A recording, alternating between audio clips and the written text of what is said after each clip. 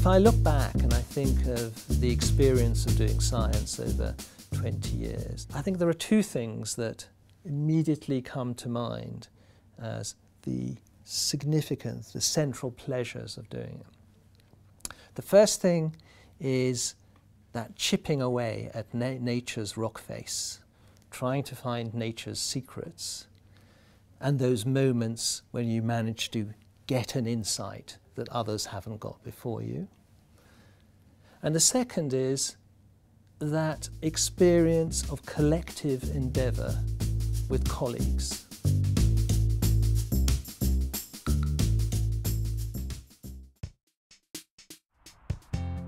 We're here in the English countryside at Hingston, a few miles south of the university city of Cambridge, where the Wellcome Trust Sanger Institute was set up in 1992. This research centre was named in honour of Frederick Sanger, 2 times winner of the Nobel Prize for Chemistry in 1958 and 1980, and the father of genomics. Genomics is a discipline of modern biology that looks at how an organism functions at the level of its genome, that is to say, on the basis of the complete set of genetic material in its DNA, and not just in terms of its genes. So the Wellcome Trust Sanger Institute is the place where about 1/3 of the human genome was sequenced.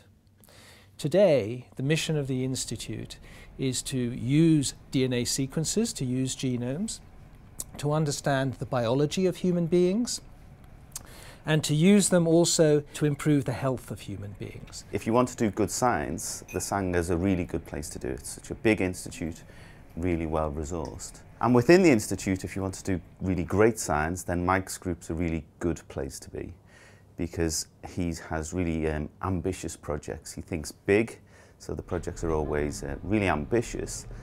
But nevertheless, the emphasis is really on quality, so there's a real quality element to generating the data, performing the analyses and interpreting the outcome of those analyses.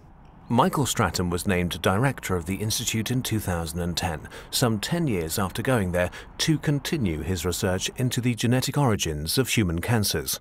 The subject has fascinated him for many years, right from the start when, as a young pathologist, he started asking questions about what caused cancer.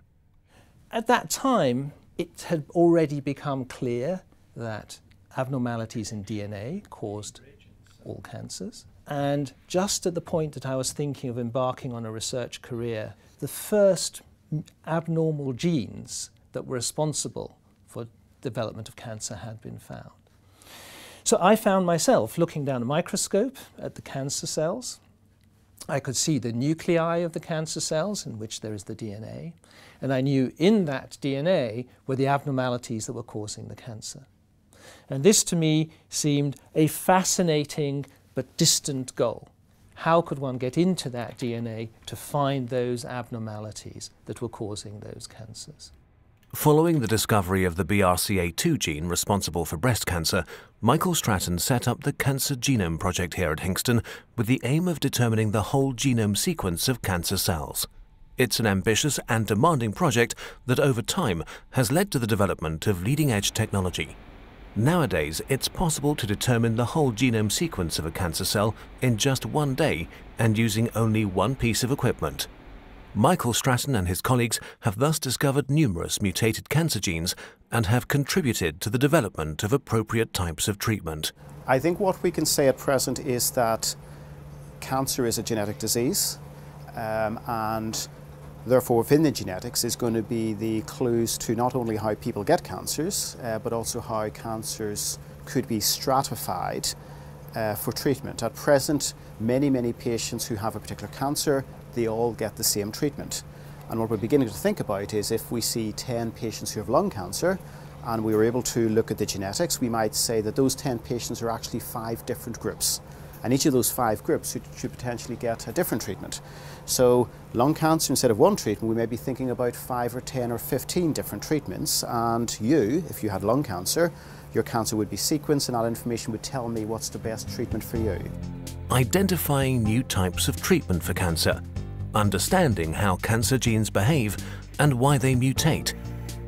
These never-ending fields of research beckon Michael Stratton, who, alongside the scientists working at the Institute, remains closely involved in the work conducted in his laboratory. Now that Mike's director, He has obviously many more responsibilities in addition to the raw science that he was doing 10 years ago. But you can tell that his real passion is for the science. So he's really happiest when he's perusing data, thinking about data, conversing with you about the data. And he really makes a huge effort to keep in touch with the various analyses that are going on at the time. He's very careful in his analysis. He's very, very excited about science, and we have had many discussions about very exciting new data. He's taught me a lot about mentorship, about how to support younger scientists and help them to develop their careers. I've learned the importance of approaching a question very thoughtfully and very carefully, and thinking through very carefully about why you're doing the science and how you're going to do it. And then there's this attention to detail that Mike himself brings to his work that I very much respect, and so I've tried to emulate in my own work in terms of being very thoughtful and careful to do the best possible science. I think it's true to say he has really driven cancer genomics forward over the last 5 to 10 years, taking quite significant risks in the process. But I think more than that, as well as being a great friend and a great mentor, he has a wonderful vision about where cancer genomics can go over the next 5 to 10 years. And I think it's that vision is really what's driving the Sanger Institute forward. Very much oriented towards the future, Michael Stratton is today a recognised and widely acclaimed scientist while remaining a very approachable and truly generous person.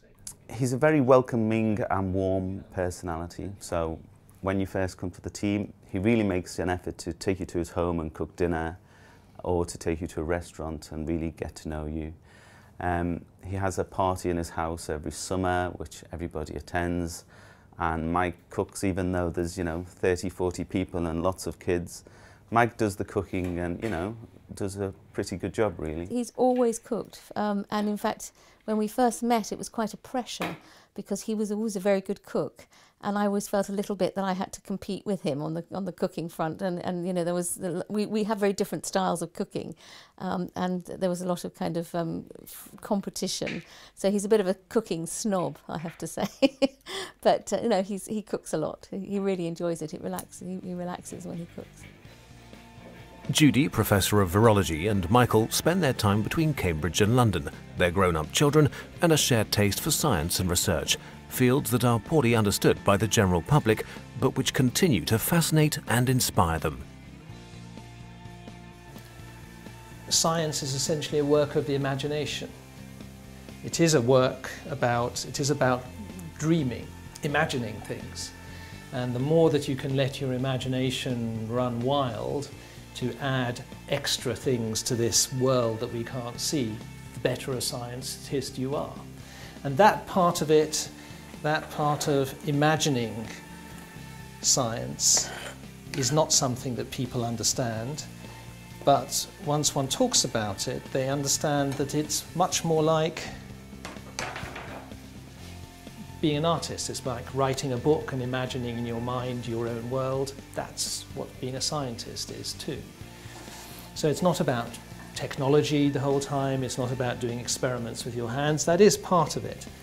But there is this major creative part of being a scientist, which I think people are sometimes surprised by, but once one talks about it, they understand much more of what the process is.